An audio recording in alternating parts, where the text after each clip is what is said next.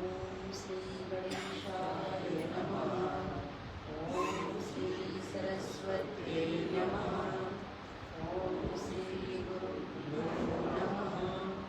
ओम सहनावतु सहनौ भुनक्तु सह वीर्यं करवावहै तेजस्विनावधीतमस्तु मा विद्विषावहै। ओम शांति शांति शांति। सदाशिवसमारम्भां शङ्कराचार्यमध्यमाम् अस्मदाचार्यपर्यन्तां वन्दे गुरुपरम्पराम्। मूकं करोति वाचालं पङ्गुं लङ्घयते गिरिं यत्कृपातमहं वन्दे परमानन्दमाधवम्। समस्तजनकल्याणे निरतं करुणामयं नमामि चिन्मयं देवं सद्गुरुं ब्रह्मविद्वरम्। श्रुतिस्मृतिपुराणानाम् आलयं करुणालयं नमामि भगवत्पादं शङ्करं लोकशङ्करम्। ईश्वरो गुरुरात्मेति मूर्तिभेदविभागिने व्योमवद्व्याप्तदेहाय दक्षिणामूर्तये नमः। दक्षिणामूर्तये नमः। पाठ कर लेते हैं। मनोबुद्ध्यहंकार चित्ता, दो श्लोक साफ कर लेते हैं, तीसरा दोहराएं। मनोबुद्ध्यहंकार चित्तानिनाहं न च श्रोत्रजिह्वे न च घ्राणनेत्रे न च व्योमभूमिर्न तेजो न वायुः चिदानन्दरूपः शिवोऽहं शिवोऽहं। न च प्राणसंज्ञो न वै पञ्चवायुः न वा सप्तधातुर्न वा पञ्चकोशा न वा पाणिपादं न चोपस्थपायुः चिदानन्दरूपः शिवोऽहं शिवोऽहं। मेरे पीछे बोलेगा।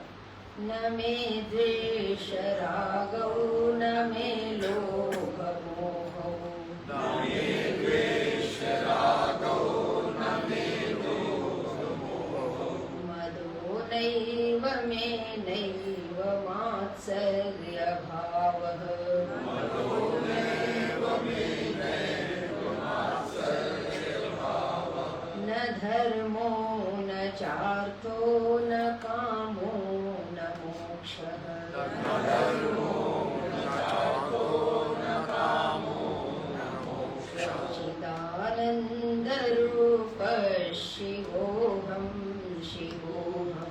चिदानन्दरूपः शिवोऽहं शिवोऽहं। चिदानन्दरूपः शिवोऽहं शिवोऽहं। चिदानन्दरूपः शिवोऽहं शिवोऽहं। इस पद के माध्यम से अब हम लोग शब्द का अनुवाद तो देख चुके हैं, 2 दिन से देख ही रहे हैं। तो अब आत्म तत्व में प्रवेश करना है। आत्मा को जानने के लिए जो जो सिद्धांत शास्त्र ने प्रतिपादित किए हैं, वो जितना हम श्रवण करने के बाद स्मरण करके रख सकते हैं। स्मरण करने पर ही मनन होगा। स्मरण करें और उस पर मनन करें, क्योंकि शास्त्र ने कहा है, भगवान शंकराचार्य जी ने कहा है, तो यही सत्य है। मैं का स्वरूप, मैं यही हूँ, मैं का यही स्वरूप है। उसमें धीरे धीरे निष्ठा को बढ़ाएं। जितना हम बढ़ाएंगे उतना हम मैं के पास जाएंगे, और जो मैं से भिन्न चीज है उससे हट जाए। एक बहुत सुंदर श्लोक है आत्मबोध में, आत्मनो विक्रिया नास्ति बुद्धिर्बोधे न जाती थी। आत्मा में विक्रिया नहीं है और बुद्धि में ज्ञान नहीं है, जड़ है। और दोनों का ऐसा संयोग हो गया है कि बुद्धि से जो जो चीजें मालूम पड़ती है वही हमको मालूम पड़ती है, वही मैं हूँ। और जो सच में है उसको छोड़ दिया, सच की चीज को छोड़ के झूठ को पकड़ लिया है। ये पूरा यही हमको बता रहे हैं। हम लोगों ने देखा कि मन, बुद्धि, चित्त और अहंकार मैं का स्वरूप नहीं है, मैं नहीं हूँ। तो दो पद में अगर आप ध्यान से देखें तो आपको पता चल जाएगा कि पांचों महाभूत का निषेध किया गया, पांचों प्राण का निषेध किया गया, पंच जो ज्ञानेंद्रियां हैं, पंच ज्ञानेंद्रियों का निषेध किया गया, पंच कर्मेंद्रियों का निषेध किया गया, अंतःकरण का निषेध किया गया, इन सब का निषेध किया गया। और एक है नवा सप्त धातु नवा पंचकोश। तो इससे पुनः उनकी आवृत्ति की गई है कि सप्त धातुओं से बना ये शरीर है। तो ये जो स्थूल शरीर है ये मैं नहीं हूँ। और पंचकोश में ये देखिए, मतलब पंचकोश तत्वबोध में हम लोगों ने पढ़ा है, पंचकोश में बिल्कुल स्पष्ट है कि एक एक चीज का विचार किया गया है कि अगर सूक्ष्मता से भी विचार करें तो एक अन्नमय कोश है और उस अन्नमय कोश को अन्न से ही परिपुष्ट किया जाएगा। ध्यान दीजिएगा, जब अन्नमय कोश को अन्न से परिपुष्ट किया जाएगा तो एक अन्नमय कोश हम लोगों के पास है। तो इसकी पुष्टि के लिए अन्न की जरूरत है। अब ये नहीं कि मैं आत्मा हूँ तो आत्मा में बैठ जाइए, लेकिन अगर शरीर की पुष्टि चाहिए तो फिर अन्न की जरूरत है। प्राणमय कोश में प्राण का मतलब बल होता है और जो एक वायु से हम अपने शरीर को धारण करते हैं। तो प्राणमय कोश में कर्मेंद्रियां आती हैं और उनके द्वारा हम जितना अधिक कार्य करते हैं वो सब उसके अंतर्गत आएगा। इतना विचार किया गया कि ये अन्नमय है, इतना पार्ट में रोक दीजिए। अन्नमय से पृथक है प्राणमय, जो कार्य को प्रदान करके करता है और जिसकी जैसी सामर्थ्य होती है वैसा कार्य करते हैं। तो कोई बहुत ही बलिष्ठ है, बहुत समाज में मेहनत करके ये बनाते हैं वो बनाते हैं, लेकिन ध्यान रखिए प्रधानता की दृष्टि से है अन्नमय कोश, प्राणमय कोश, मनोमय कोश, विज्ञानमय कोश और आनंदमय कोश। काम तो सबको लग के करना है। अगर शरीर काम करेगा तो उसमें मन बुद्धि को भी लगना है, लेकिन प्रधानता किसकी है? बल की प्रधानता। अगर ये उठाना है तो प्राणमय कोश को सक्रिय होना पड़ेगा, उसको बहुत बल लगाना पड़ेगा। मनोमय में मन है और ज्ञानेंद्रियां, बुद्धि को पृथक कर दिया। अच्छा, हम लोग भी अपने व्यवहार में मन और बुद्धि को पृथक कर पाते हैं, वो देखने की चीज है। मन में भावनाएं हैं, भावनात्मक व्यक्तित्व जो होता है वो मनोमय कोश है।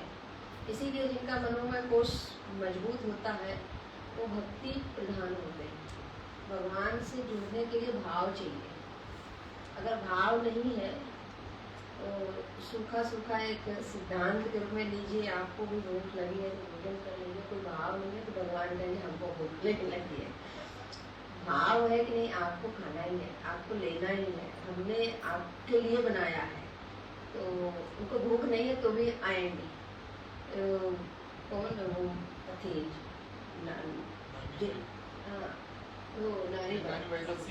कर्मा की खिचड़ी खाई, हाँ, वो लोग भाव से बुलाए तब खाए, सबरी माता के बेर खाए, तो ये भाव से खाते भगवान। भगवान वास्तव में भूखे नहीं है। विज्ञानमय कोश जो है उसमें भावना की प्रधानता नहीं, उसमें ज्ञान की प्रधानता है, तर्क की प्रधानता है, बुद्धि से काम किया जाता है। ये बात ऐसे लॉजिकली हिट बैठती है तो यही सही है। तो विज्ञानमय कोश भी ज्ञानेंद्रियों के सहारे से काम करता है, लेकिन बुद्धि की प्रधानता से काम करता है, उसमें बुद्धि लीड करती है।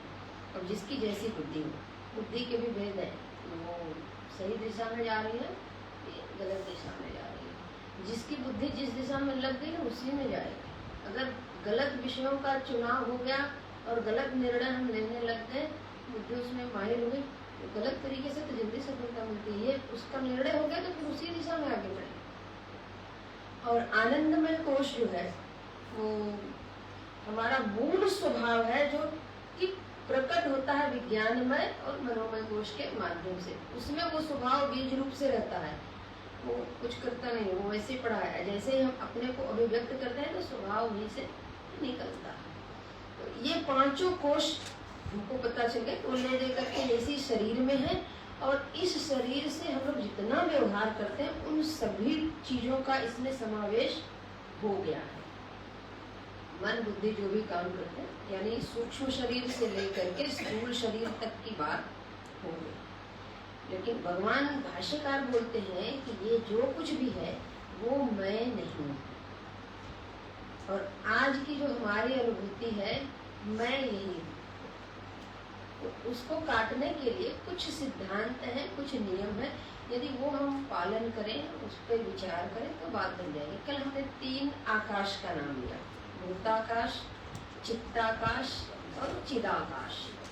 तो वेदांत में आकाश त्रय की सत्ता स्वीकार की गई। भूताकाश माने जो स्थूल प्रपंच है, 5 महाभूतों से बन करके जो ठोस जगत हमारे सामने भिन्न भिन्न आकार प्रकार लेके खड़ा है, ये भूत है। 5 महाभूतों से बनी हुई चीजें भूत हैं, और चूंकि वो जहाँ रखी गई है, जैसे ये घड़ी यहाँ रखी गई है, तो इसको यहाँ रहने के लिए एक स्थान चाहिए, आकाश चाहिए। बिना अवकाश जो देता है किसी चीज को रखने के लिए, उसको आकाश बोलते हैं।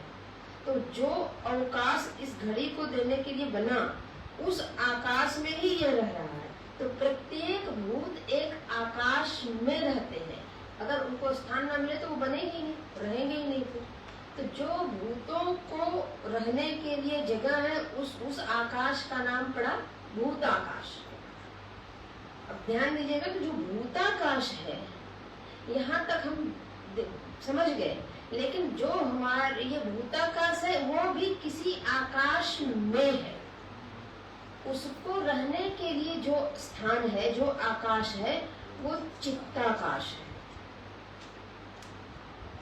यहीं से फिर वृत्तियों का कहानी शुरू हो जाता है। भूताकाश चित्ताकाश में है, और जो भूताकाश है वो स्थूल होने के कारण वो बाह्य है, और उसकी अपेक्षा चित्ताकाश सूक्ष्म होने के कारण और अंतरंग है। जो चीजें जितनी सूक्ष्म होती हैं, अंतरंग होती हैं और व्यापक होती हैं।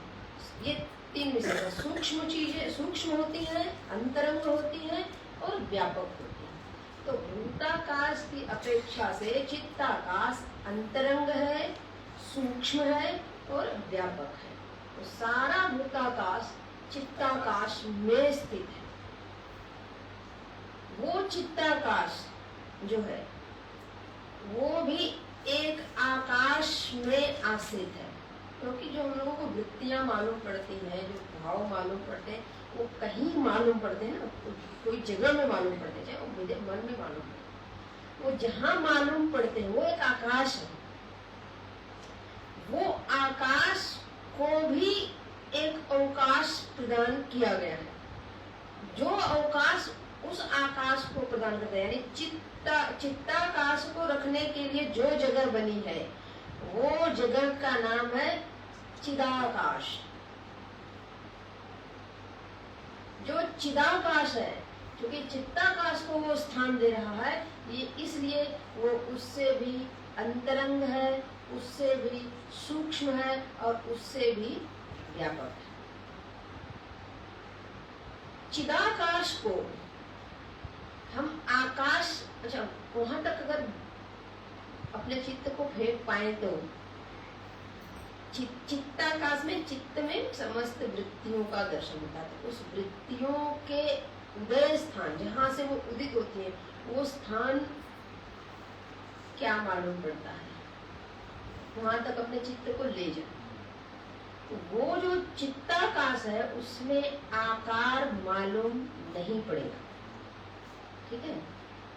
जैसे ही उस आकाश में कोई आकार बनेगा वो चित्त हो जाएगा, चित्ताकाश में आ जाएगा, चित्त में आ जाएगा। तो वृत्तियां जहाँ उदित होती है, जहाँ स्थित रहती है और कुछ देर के बाद जहाँ लय हो जाती है। तो जहाँ से उदित होती हैं और जहाँ जाकर के लय होती हैं, उस जगह को हम चिदाकाश बोल रहे हैं। वो जो चिदाकाश है, उनको आकाश सिर्फ इसलिए बोल रहे हैं, आकाश वहाँ पे है नहीं, आकाश इसलिए बोल रहे हैं क्योंकि वो अवकाश प्रदान कर रहे हैं, उनको जगह दे रहे हैं, और जगह दे रहे हैं तो हम उनकी सत्ता को स्वीकार कर पा रहे हैं। तो भूताकाश जो बिल्कुल ठोस है, इससे कदाचित अगर हम थोड़ा अपने को पीछे कर लें, तो प्राय हम भूताकाश में रहते हैं, लेकिन ज्यादातर हम चित्ताकाश में रहते हैं। वो थोड़ा सा मनन करने पे पता चलेगा। हमारे हर समय हम सामने बैठे हैं, सामने वाले को याद नहीं करते। जो हमारे स्मृति में है वो बाहर वाले हैं, दूसरे लोग हैं। तो अभी जिनके साथ हम बातचीत कर रहे हैं, जो भाव है, जो परिस्थिति है, जो परिवेश है, इसमें थोड़ा समय देते हैं, थोड़ा रह रहे हैं, लेकिन जो पीछे की घटनाएं हैं वो हमारे चित्त में उभर करके आ रही है, उभर करके। तो चित्ताकाश का जो जीवन है वो सूक्ष्म है लेकिन व्यापक भी है, ये पता चल गया। जो चित्ता और लेकिन वो जहाँ मालूम पड़ रहे हैं वो मैं हूँ, ना मैं चित्ताकाश हूँ ना मैं भूताकाश हूँ। मैं का जो स्वरूप है वो भूताकाश और चित्ताकाश से पृथक चिदाकाश है। वो इन दोनों का अधिष्ठान है, इन दोनों को आश्रय दिया है। अगर चिदाकाश ना हो, चिद ना हो, तो ये मनोवृत्तियां उठेंगी कहाँ? अगर मानिए हमको कोई वृत्ति सुखी की है, दुखी का छोड़ देते हैं, दुखी का कारण है, कोई वृत्ति हमें खूब आनंद दे रही है, लेकिन वो वृत्ति को जगह देने के लिए मैं तो रहूं। अगर मैं ही ना हूं तो वो वृत्ति कहाँ आएगी? अब वो वृत्ति जो आई है, उस वृत्ति के विषय को जान करके ये वृत्ति आनंद देने वाली है, एक भोक्ता तो रहे। तो वो जो भोक्ता है वास्तव में वो भोक्ता नहीं है, वो विषय से तादात्म्य करके विषय में से एक आनंद ढूंढ रहा है। जो विषय को हटा करके मालूम पड़े, जिसके प्रकाश में विषय मालूम पड़ रहे हैं, हमको उस तत्व को पकड़ना है। वो जो तत्व है वो मैं हूँ। तो भूताकाश कहने से ना केवल मेरा शरीर जाएगा, संपूर्ण जगत चला जाएगा। तो भूताकाश है, उसकी एक सत्ता है, लेकिन भूताकाश को इतनी महिमा बुद्धि हमने दी है। धीरे धीरे अगर हम चिदाकाश में अपने स्वरूप में बैठ जाएं, तो फिर जितना हमारा बाह्य व्यवहार कम होगा, उतनी बाह्य सत्ता की महत्ता भी कम हो जाएगी। महत्ता तो हमने दिया है ना, हर भूत को हमने महत्ता दे रखी है। ये मेरे लिए बहुत महत्वपूर्ण है। यहाँ तक कि शत्रु को भी हमने महत्व दे रखा है। आप मेरे प्रतिकूल हैं और आपको हम अनुकूल करके मानेंगे या हरा के मानेंगे, तो वो सत्ता मेरे द्वारा प्रदान की गई। यदि ये आकाश त्रय के माध्यम से हम निधिध्यासन करें कि भूताकाश मैं नहीं हूँ, चित्ताकाश मैं नहीं हूँ, बल्कि चिदाकाश चित मैं हूँ। क्यों? क्योंकि भूताकाश और चित्ताकाश दृश्य है, जाने जाते हैं, और मैं जानने वाला हूँ। सिद्धांत वही है, नियम वही है। तो जब मैं वही हूँ तो ये सारी चीजें हट जाए। एक सिद्धांत, एक नियम ये है, आकाशत्रय के माध्यम से हम चिंतन। अब एक चिंतन और करते हैं, कैसे हम अपने मैं को जाने कि मैं ये सारी चीजें नहीं। एक तो हम लोगों ने देख लिया कि जो एक सारी चीजें कई चीजों से मिलके जो बनती है उसको संघात बोलते हैं, और जो कई चीजों से मिलके बनती है संघात होती है, वो संघात कभी मैं नहीं हुआ। संघात परार्थ होता है, स्वात्मनि क्रिया विरोधा, अपने आप में कोई क्रिया नहीं है। ये जो चीजें हैं ये स्वतः सिद्ध है कि परतः सिद्ध है? इस पर विचार करते हैं। आत्मा और आत्मा से भिन्न चीजें हैं। गीता जी के भाष्य में भगवान भाष्यकार द्वितीय अध्याय में ही लिखते हैं, पहले प्रमाता अपने को सिद्ध करता है कि मैं हूँ, फिर उसके बाद मेरी चीजें आएंगी। मैं ही नहीं रहूंगा तो मेरी चीजें क्या? सुषुप्ति में जब हम सो जाते हैं तो बाह्य चीजों का भान होता है? नहीं होता है। ऐसे ही हाँ, पहले क्या करते हैं, ये जो शरीर है और इस शरीर से संबंधित जितने मित्र हैं, जितनी बाह्य जगत चीजें हैं, वो सब किसके द्वारा मालूम पड़ती हैं, ये हम विचार करें। तो पहले जागता है कौन? मैं। सबसे पहले जागने, ये भी एक ध्यान कराया जाता है कि आप लोग जागते समय ध्यान करिए। पहले हम जागते हैं, तो जागने के तुरंत बाद एक वृत्ति, तुरंत बाद जो जिसको जितना हो, बाद में वृत्ति आती, मैं हूँ, फिर मेरा शरीर आता है, फिर ये सब कुछ होता है। तो ये मैं पहले जागता है, मैं के बाद फिर सारी चीजें आती हैं। और जब फिर लीन होते हैं तो मैं के लीन होते ही फिर सारी चीजें लीन हो जाती हैं। सुषुप्ति के बाद जब उठते हैं तो हम पूछते हैं कि वहां नींद आई अच्छे से? तो बोलते हैं हाँ मुझे नींद आई। इसका मतलब है कि सुषुप्ति में सारी चीजें जो लीन हुई हैं उसके बाद भी एक तत्व जगह है, और वो जो जगह है जब वो अपने आप को जानता है और किसी चीज को जानता नहीं है। भासयेत साधनम बिना, बिल्कुल घोर अंधेरा हो एक कमरे में, लाइट वाइट कुछ ना, उसमें हम हैं। तो बगल की कोई चीज हो, कोई पूछे कि उसमें वो चीज है आपको दिख रही है तो लेके आइए, तो हम कहेंगे अभी तो अंधेरा इतना ज्यादा है कि इसमें कोई चीज दिख नहीं रही है। अरे अपने को बताने के लिए प्रकाश चाहिए क्या? वस्तु को देखने के लिए प्रकाश चाहिए, यहाँ तक कि अपने हाथ को देखने के लिए प्रकाश चाहिए कि हाथ पे कुछ चल रहा है, कुछ पड़ गया है, लेकिन आप वहाँ हैं, उसको देखने के लिए कोई प्रकाश चाहिए? मैं हूँ, तो जो मैं हूँ, मैं को देखने के लिए कोई प्रकाश नहीं चाहिए। जिसको मैं को देखने के लिए किसी ना नेत्र की जरूरत है, ना प्रकाश की जरूरत है, ना वृत्ति की जरूरत है, इन सब चीजों की जरूरत नहीं है, और मैं मालूम पड़ता है। तो जो मैं बिना किसी साधनों के द्वारा मालूम पड़ता है उसको बोलते हैं वो स्वतः प्रमाणित है, स्वयं से प्रमाणित है कि मैं हूँ। लेकिन मेरे बाद जो जितनी चीजें बाहर है उसको प्रमाणित कर, अरे देखिए भीतर के वृत्तियों को देखने के लिए अगर मन नहीं हो तो हम नहीं देख सकते। हम सुषुप्ति में है तो वृत्तियों को देख सकते हैं?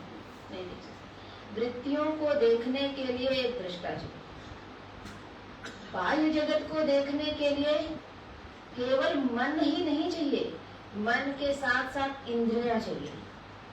मन हो, इंद्रियां हो, लेकिन बाह्य जगत में बाहर कोई वस्तु ही ना हो तो भी नहीं देख सकते। बाहर वस्तु भी है, इंद्रियां भी है, मन भी हमारा जगा हुआ है, हम सतर्क हैं, लेकिन प्रकाश नहीं है तो देख सकते हैं। जिस चीज को देखने के लिए जितनी अधिक चीजों की आवश्यकता होती है, हम उतना ही उसको जानने के लिए, उसको भोगने के लिए पराश्रित हैं, है ना। अब प्रकाश पे भी आश्रित है, प्रकाश भी चाहिए। ये मोबाइल देखने के लिए प्रकाश भी चाहिए, नेत्र भी चाहिए, मन भी चाहिए, और वो नेत्र और मन के पीछे जो चेतन सत्ता है वो भी जगी हुई होनी चाहिए, तब जाकर के हम देखेंगे। और इसकी एक निश्चित दूरी भी चाहिए, अगर दूरी नहीं होगी तो भी नहीं देख पाएंगे। तो इतनी चीजें हमको पराश्रित की है। अब मन की वृत्तियों को देखने के लिए प्रकाश चाहिए? नहीं चाहिए, लेकिन मन चाहिए। मन वहां जगा हो और मन के पीछे जो चेतन है वो भी जगा हो। तो चेतन और मन ये दो वहां चाहिए, तब जाकर के हम मन की वृत्तियों को जान पाएंगे। मन की वृत्तियों को लीन करने, केवल चेतन मात्र हो, मैं हूँ, उसको जानने के लिए कौन चाहिए? तो इसीलिए जो चेतन है, एक तो वो स्वतः प्रमाणित है, दूसरा वो स्वतंत्र है। तो उसके भीतर जो तत्व निहित है, फिर वो स्वतंत्र रूप से प्राप्त है। वो किसी के माध्यम से नहीं कि ये होंगे तभी हम, तो वो है कैसे करें कि वो जो आत्मा है वो चिदानंद रूप है। तो जो चित्त स्वरूप है, तो वो चित्ता भी किसी माध्यम से हमें चाहिए। चित्त माने ज्ञान, कोई माध्यम नहीं चाहिए। वो उनका स्वरूप है तो वहां से प्रकट हो जाएगा। आनंद उनका स्वरूप है तो वहां से प्रकट हो जाएगा। वो जो चित्त चेतन ज्ञान स्वरूपता है, आनंद स्वरूपता है, सत स्वरूपता है, उसका भी थोड़ा सा वर्णन करूंगी। आपको बताएं, वेदांत में एक है सत्ता सामान्य, एक है सत्ता विशेष। और ऐसे ही हम लोग इसे बाह्य जगत में तो सामान्य पे कहते हैं, ये तो सामान्य ज्ञान है, विशेष ज्ञान होना चाहिए। यहाँ पे भी विशेष के लिए वो अलग है। अभी जिस प्रकरण में हम बात करेंगे उसको पकड़ना है, सत्ता सामान्य और सत्ता विशेष। और जैसे कि हम नहीं बोल रहे हैं ना, आप भी नहीं बोल रहे हैं, ये पंखा भी मानो बंद हो गया। तो यहाँ पे एक सत्ता स्वीकार की जाती है। चूंकि आकाश है तो इसमें शब्द गुण विद्यमान है, शब्द गुण विद्यमान है, और उस पे कोई प्रतिघात नहीं हो रहा है, कोई चोट नहीं की जा रही है, कोई प्रतिक्रिया नहीं की जा रही है। तो नहीं करने के कारण जो शब्द है वो सामान्य रूप से है, और वो सामान्य शब्द सर्वत्र है। जहाँ जहाँ आकाश है वहाँ वहाँ है। जहाँ जब प्रतिघात किया गया तो प्रतिघात करने से उस सामान्य शब्द में से विशेष शब्द की उत्पत्ति होगी। अब देखिए, जब ये पंखा चल रहा है तो इससे ऐसी ही ध्वनि होगी।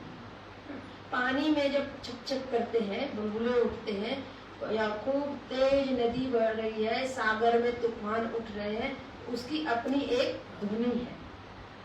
अग्नि जब जलती है उसकी अपनी एक ध्वनि है। और हम जब मनुष्य बोलते हैं तो हमारी अपनी एक ध्वनि है। पशु और पक्षी बोलते हैं, सबकी अलग अलग ध्वनि है ना। शब्द सामान्य जो है वो सामान्य है, एक जैसा है। उसमें जो विशेष अलग अलग ध्वनियां, अलग अलग लोग हैं तो अलग अलग तरीके से प्रकट हो रही है, वो विशेष ध्वनि है। इसी विशेष ध्वनि में हम तो यहाँ तक पीछे कभी चिंतन किए तो मेरे को बहुत अच्छा लगा। अगर हमारे उच्चारण का स्थान, ये शरीर जो यंत्रवत समझ लीजिए, ये शरीर परमात्मा ने बनाया और इस शरीर में उच्चारण के स्थान निश्चित कर दिए। अपो विसर्जनीय नाम कंठ इत्यादि। तो वो जो स्थान निश्चित किए, अगर उस अक्षर का उच्चारण हमारे उस स्थान से ना हो तो हम बोलेंगे ये तुतलाते है ना। तो बोलने में हमारी कोई अपनी भूमिका नहीं है, वो इस यंत्र में एक बना दिया गया है और सिखाया गया कि ऐसे बोलिए तो हम वैसा बोल पाते हैं। पशु पक्षी को वैसा बोलते हैं। लेकिन ये शब्द जो उच्चरित करते हैं, ये शब्द विशेष है और एक शब्द सामान्य है। शब्द विशेष के नहीं रहने पर भी शब्द सामान्य है।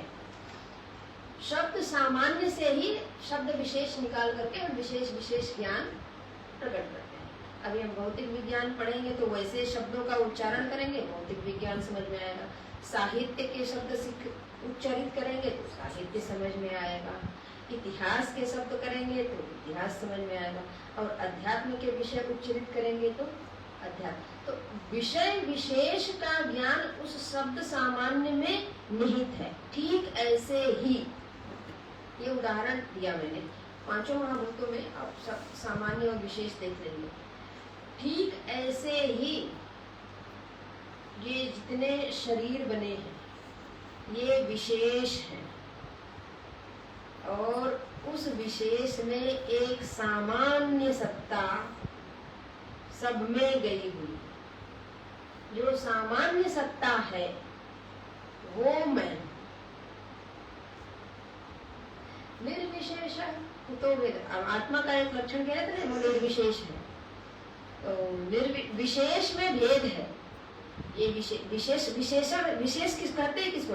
ये इनकी विशेषता ये है, इनकी विशेषता ये है, इनकी विशेषता ये है, इनकी विशेषता है। विशेष में वो स्पेशलाइजेशन आ गया तो भेद बहुत हो गए।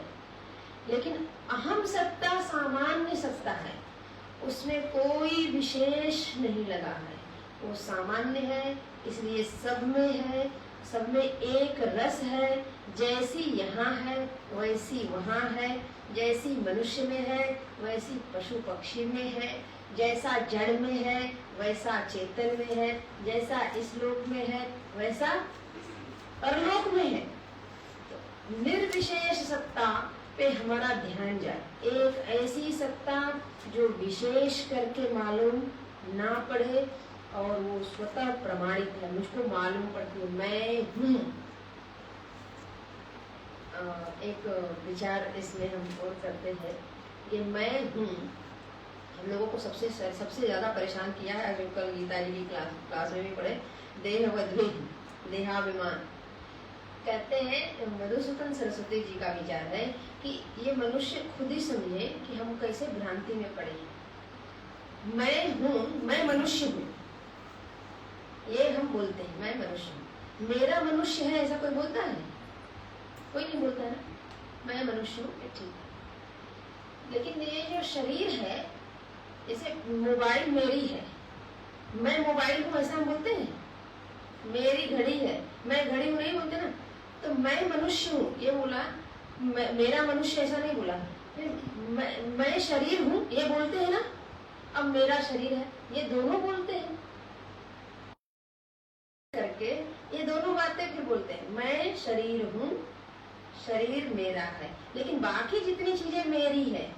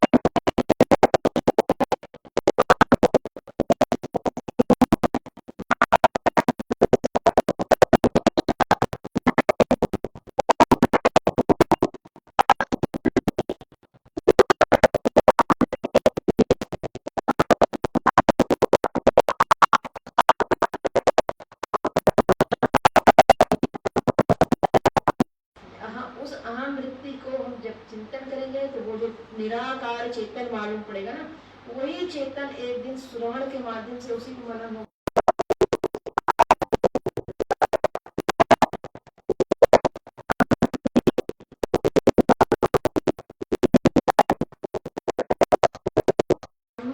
परम पूर्ण सत, जो परम पूर्ण सत है वो उस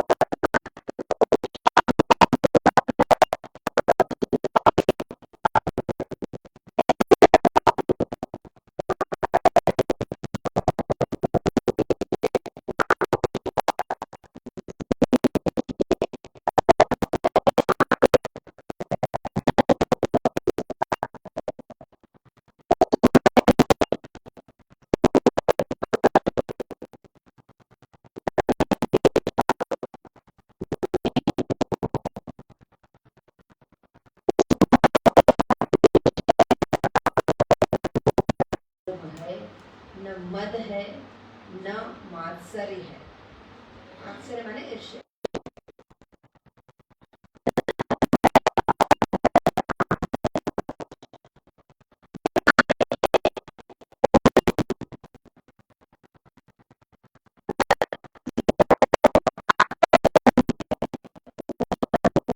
वो सदा जिनको पास द्वेष होगा, राग होगा, लोभ होगा, मोह होगा, तो कुछ चीजें हमारे पास हैं। दूसरी चीज है कि हम अपने को अच्छा कहना चाहते हैं। लोग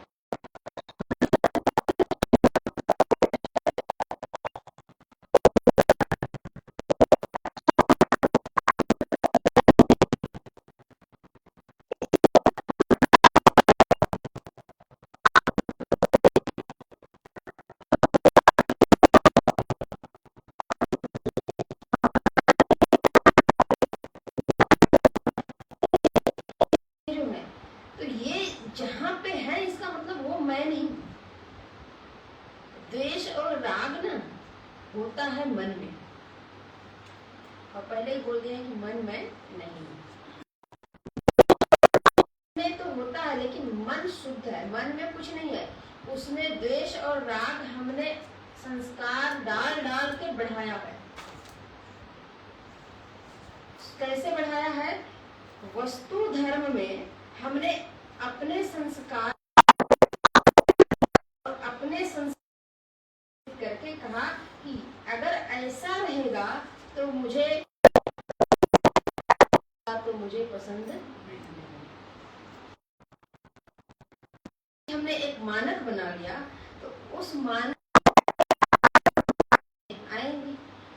तो एक वस्तु है, हमको 25 डिग्री का टेम्परेचर पसंद है, ये 40 से ऊपर का पसंद नहीं है, तो ये हमने एक मानक बना लिया।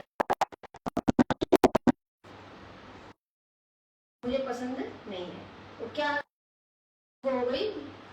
घृणा, द्वेष हो गया, गुस्सा आता है, कहाँ से गर्मी आ गई। ये करने से कुछ होना तो है नहीं। तो चूंकि समष्टि का है ना, इसलिए हम इस नहीं डाल पड़े। पकड़ में आ जाए तो जो चीजें हमारे नियंत्रण में है और उसके प्रति अगर वो हमारे प्रतिकूल कर रहा है तो हम गुस्सा करेंगे, हम भगाएंगे। जो चीजें हमारी क्षमता के अंदर आती है वहां पे राग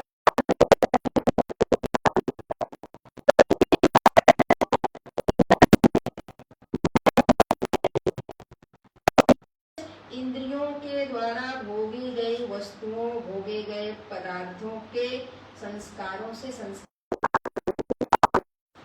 जब हमने भोग किया उसी समय सतर्क होते, उसी समय सतर्क होते कि इंद्रियों का जो अर्थ है वो इंद्रियों का है, हम इंद्रियों में कूद क्यों पड़े। शब्द सुनना श्रोत्रेंद्रिय का काम है, और श्रोत्रेंद्रिय ने सुना तो किसी को वेद सुनने का अभ्यास पड़ा है, और किसी को सड़क पे अन्य गाने जो बजते हैं वो सुनने का अभ्यास पड़ा है। तो वो इनका हमने ये अच्छा लगता है, ये अच्छा नहीं लगता है, दूसरे कहेंगे ये अच्छा लगता है, ये अच्छा नहीं लगता, ये अच्छा लगता है नहीं लगता है कि चक्कर में ही क्यों पड़ना है। वो जिनका काम है वो अपना कर रहे हैं, हम तटस्थ हो जाए। मैं उस स्रोत इंद्रिय, चूंकि मैं सर्वत्र हूँ ना, सब जगह हूँ, तो स्रोत इंद्रिय जहाँ हूँ वहाँ मैं हूँगा। मैं हूँ, सुन तो लिया, लेकिन मैं, मेरा इससे कोई लेना देना नहीं है। क्योंकि लेना देना नहीं है, इसलिए राग द्वेष भी राग द्वेष करेंगे तो फिर उसका कर्म में बनेगा, फिर उसके अनुसार हमारा एक संस्कार बनेंगे, फिर उसके अनुसार हमारी एक यात्रा होगी। मैं श्रोता नहीं हूँ क्योंकि मैं स्रोत इंद्रिय वाला नहीं हूँ, मैं स्रोत इंद्रिय से पृथक स्रोत इंद्रिय का दृष्टा हूँ। तो स्रोत इंद्रिय जो करे सो करे, उससे हमें फर्क नहीं पड़ता है। और हमेशा आत्म तत्व में स्थित रह करके इंद्रियों का भी दृष्टा हूँ, अंतःकरण का भी दृष्टा हूँ। तो इंद्रियों से जो कार्य हो रहे हैं, अंतःकरण के माध्यम से जो कार्य हो रहे हैं, वो होवे, मैं करता भाव जब दृढ़ हो जाता है तो लोग सारे कर्मों से निवृत्त हो जाते हैं। ये आत्मज्ञानी का मार्ग जो है वो निवृत्ति का मार्ग है। प्रवृत्ति हो जाए तो हो जाए, नहीं तो नहीं, क्योंकि आत्मा कुछ करता नहीं। जब मेरे को पता नहीं मैं कुछ करता नहीं तो मैं करूं क्यों? कर करके कुछ बनने की जो भावना है वो तब तक है जब आत्मा का बोध नहीं करता। ये सब मुझ में नहीं है, और ये जय जहां है तो मानसिक धरातल से हम अपने को पृथक कर दें। इंद्रिय सापेक्ष बाह्य जगत है, मन सापेक्ष अंतर, और इन दोनों को है वो मैं। यहाँ स्थिति बन जाए तो बहुत अच्छी बात है। भगवान भाष्यकार इस ग्रंथ के माध्यम से हमको ये बताते हैं कि आप ना जानते हो कोई बात नहीं, इसको रोज पढ़ के जान जाइए कि ये मैं हूँ। अभी नहीं बनी है तो अपने को जाने जाने जाने। तो साक्षी भाष्य जितनी चीजें हैं, साक्षी के द्वारा जितनी चीजें जानी जाती हैं, वो एक बाह्य जगत है, वो साक्षी के से पृथक है। और जो साक्षी है वो मैं हूँ। कल हम वहां पे पहुंचेंगे। जो साक्षी है, साक्ष्य के संदर्भ से साक्षी नाम दिया गया। साक्षी भी उसको नहीं कह सकते हैं, वो मात्र है, चीज मात्र है। और सचित वहां तक हम लोग पहुंचेंगे। और है तो 2 दिन में अभी 2-3 सिद्धांत मैं कोशिश करूंगी। वेदांत में बहुत सारे सिद्धांत, उनको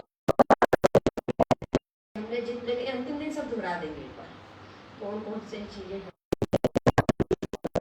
पकड़ के रखिए। तो आज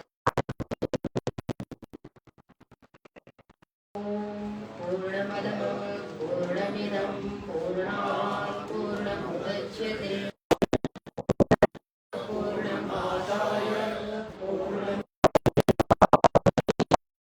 ओम शांति शांति शांति। हरि ओम। श्री गुरुभ्यो नमः।